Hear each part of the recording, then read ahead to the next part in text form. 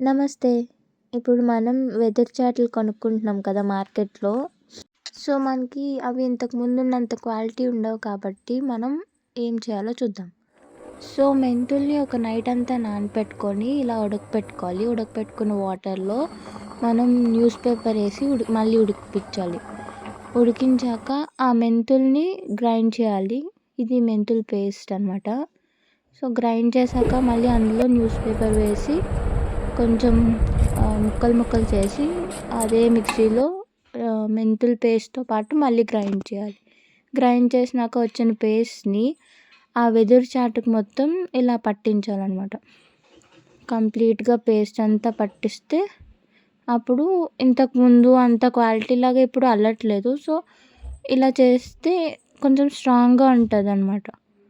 అందుకని ఇలా పేస్ట్ మొత్తం చాట్ అంతా రాయాలి. ఇలా ఎందుకు రాయాలి?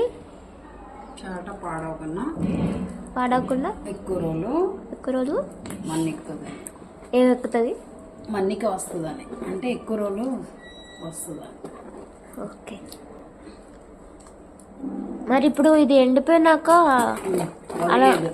అలా ఉండిపోతుందా? ఉండిపోతుంది, పెయింట్ వేసినట్టు ఉండిపోతుంది. ఇదేమో దీన్ని తడిపే పని కాదు కదా మంది. అవును, ఒకవేళ చెరిగితే బియ్యం అది చెరిగితే ఇంకెండిపోయి పెయింట్ లాగా దీనికి పట్టేసుకుంటుంది. పౌడర్ లాగా ఎగరదా? ఎగరదు. ఇంకా చెప్పినప్పుడు ముందే చెప్పిన ఇలా ఎండలో ఆరపెట్టాలి అన్నమాట.